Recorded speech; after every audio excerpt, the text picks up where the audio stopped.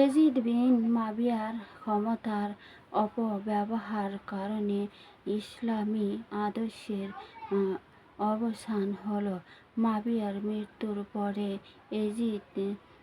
এজিদের শাসন ব্যবস্থা ছিল ভিন্ন রকম। তিনি মনোনয়ন সম্পর্কে ভীষণ বিরোধিতা আরম্ভ করিল। এই বিরোধ হযরত ওমর রাযিয়াল্লাহু তাআলা আনহু, আবু বকরের ছেলেরা ও বংশের অন্যান্য লোকজন মেনে নিল। কিন্তু খিলাফতের অধিকারী হযরত হুসাইন রাযিয়াল্লাহু তাআলা আনহু, আলীর অন্যান্য ছেলেরা ও হযরত আবদুল বিন জুবাইর এজিদ রাজ্যর প্রধান শাসক বলে স্বীকৃতি দিতে অস্বীকার করিলেন। অবশেষে হযরত জুবাইর মক্কায় চলে গেলেন ও সেস্থায় ধর্ম রক্ষার উদ্দেশ্যে জোর প্রতিরোধ করে তোলার কার্যক্রমে ব্যস্ত হয়ে পড়িলেন। ইমাম প্রতিষ্ঠা করার মহান রক্ষক ইমাম হুসাইন রাযিয়াল্লাহু তাআলা আনহু মক্কা থেকে মদিনা গেলেন ও তখনকার পরিস্থিতির জন্য কঠিন দৃষ্টি রাখলেন। পবিত্র মক্কা নগরীর প্রতি হযরত হুসাইন রাযিয়াল্লাহু তাআলা আনহু ছিলেন স্থায়ী ভ্রাতার ন্যায় নীতিমান, দয়া, মমতা ও ক্ষমতার মূর্ত প্রতীক। তিনি বীর বিক্রম, উদারতা ও ধর্মনিষ্ঠার জন্য বিখ্যাত ছিলেন। পাপাসক্ত, নির্দয়, প্রচণ্ড অত্যাচারী এজিদের কাছে কখনো মাথা অবনত করতে রাজি হননি। কিন্তু তখনকার পরিস্থিতি ছিল এই যে, খেলাফতের দাবিদার আবদুল বিন জুবাইর মক্কার আস্তানা বানিয়ে বসিয়েছিলেন। ইরাক, সিরিয়া, মিশর, ইজিপ্টের লোকানো মক্কা মদিনার ভূমি রক্ষা বাস্তবতা তেমন জোরালো ছিল না। ইরাকিদের কুপ্রকৃতির কথা কার অজানা ছিল না। তাই মহান নেতা হুসাইন রাযিয়াল্লাহু তাআলা আনহু মদিনায় থাকবেন না, কুফা চলে যাবেন, এই নিয়ে কঠিন সমস্যায় পড়লেন। শক্তি প্রয়োগের জন্য মক্কা থেকে সৈন্য সামর্থ্য সংগ্রহ করার তেমন সুযোগ সুবিধা ছিল না, কেননা মক্কা স্বতন্ত্র ব্যক্তি মগধর রাজকাজে নিয়োজিত ছিল। মিশর, সিরিয়া, ইরাক হল তাদের বসভূমি।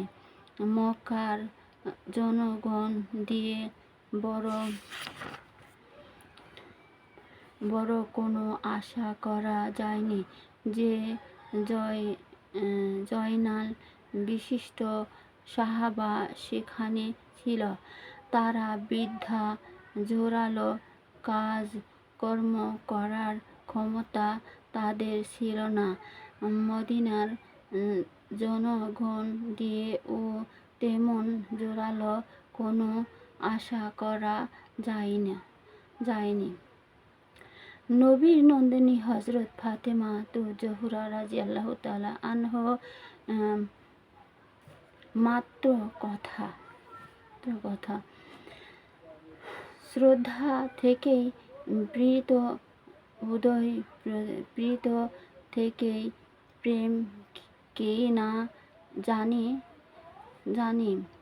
পরশ পাথরের লোহকে করে হেম বিশ্বাসের অনলে পুরে শূন্য হলো খাঁটি।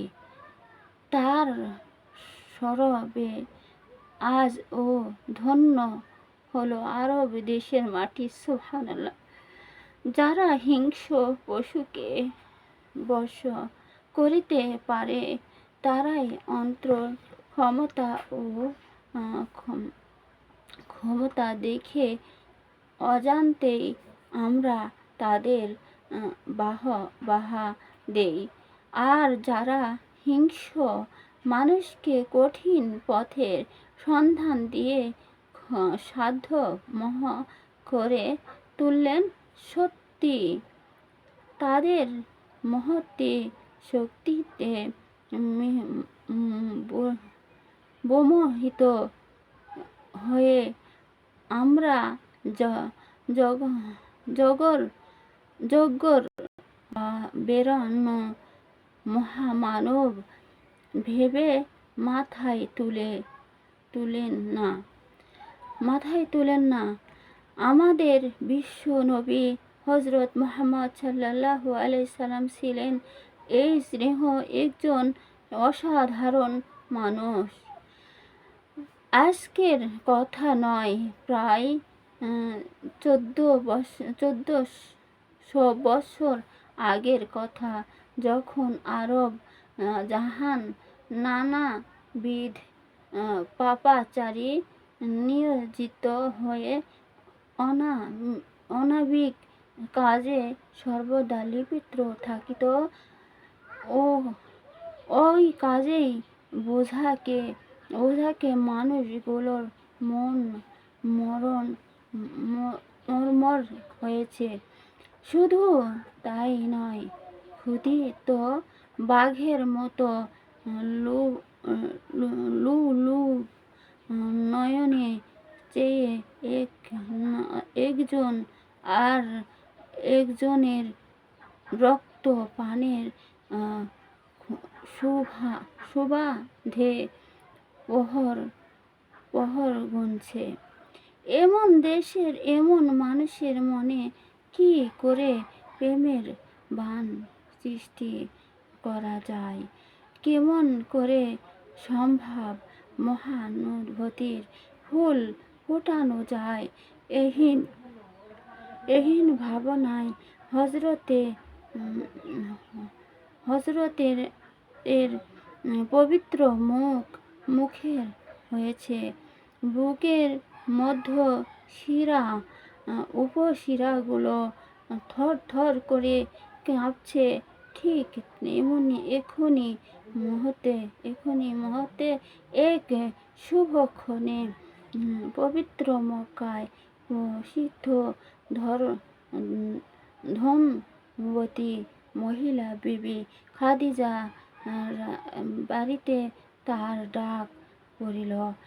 নিখিল বিশ্বের এহেন কথা সুপারিশের কাণ্ডারি হযরত মুহাম্মদ সাল্লাল্লাহু আলাইহি সাল্লাম নবীর সম্রাট বিবি খাদিজা রাদিয়াল্লাহু তাআলা আনহার সাথে দেখা করতে গিয়ে তিনি তার কারবারের অধিক নামক হয়ে তাকে সিঁড়ি আর বাণিজ্য যেতে বিশেষভাবে অনুরোধ করিলেন। নবী মুহাম্মদ সাল্লাল্লাহু আলাইহি সাল্লাম এর বয়স তখন কেবল 24 পার হয়ে 25-এ পা দিয়েছে। তার সাংসারিক অবস্থা খুবই খারাপ ছিল, যা নিখিল মাধ্যমে প্রকাশ করা যাবে না। জন্ম পূর্বেই পিতা সিরিয়া দেশে বাণিজ্য করিতে গিয়ে ফিরার পথে মদিনার ইহধাম ত্যাগ করেন। জন্মের পর দাই হালিমা 5 বছর তাকে মায়ের আদর সোহাগ দিয়ে মায়ের মতো বুকে ধরে রাখলেন।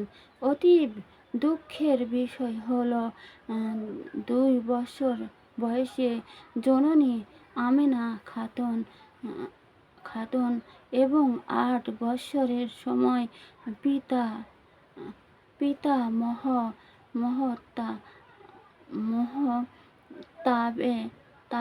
তাকে শোক সাগরে ভাসিয়ে দুনিয়া থেকে বিদায় নেন।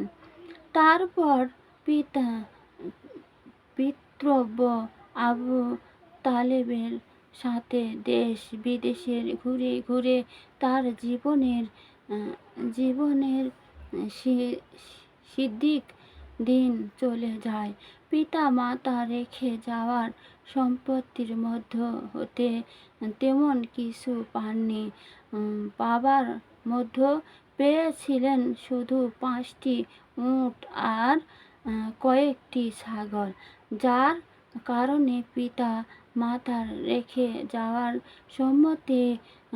সমতুল্য উট ও ছাগল নিয়ে মাঝে মাঝে তাকে মরু প্রান্তরে যেতে হতো। পিতৃব্য আবু তালেব ছিলেন বাড়ির কর্তা, যার কারণে প্রয়োজনবোধ অনেক সময় তার সংসারের কাজে ও সহায়তা করতে হতো। তবে এতে ও তাদের চাহিদা মতো অন্য বেন্য খুশি আর খোঁজার কথা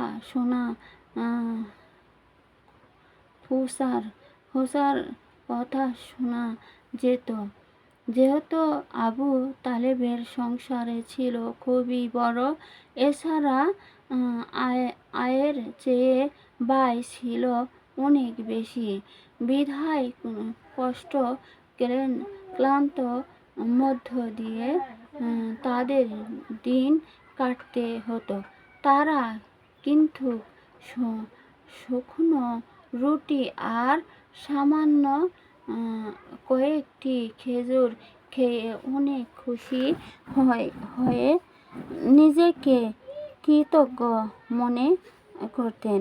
তবে এ কথা নিশ্চয় সত্য যে আর্থিক অবস্থা যতই খারাপ হোক না কেন, চরিত্র সম্পর্কে নবী কুলের শিরোমণি হযরত মুহাম্মদ সাল্লাল্লাহু আলাইহি সাল্লাম দেশের প্রতিটি মানুষের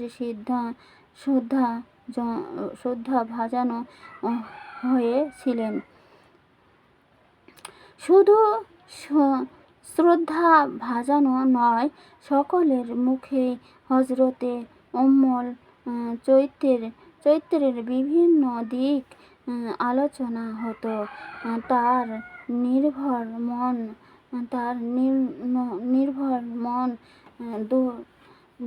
উদার হৃদয়, সুমিষ্টি ব্যবহার ও নিরপেক্ষতার জন্য তাকে সর্বস্তরের লোকজন বিশ্বাস করিত, ভালবাসত। কেবল বিস্ময় নয়, বিখ্যাত তার পুরস্কার স্বরূপ তাকে আরবেরা আল-আমিন বিশ্বাসী উপাধি দিয়ে ও সম্মানিত করেছিল। এ কথা বাস্তব সত্য যে অধিক দিন তার মধ্যে থাকলেও সমাজে তার মান মর্যাদা ছিল সকলের ঊর্ধ্বে।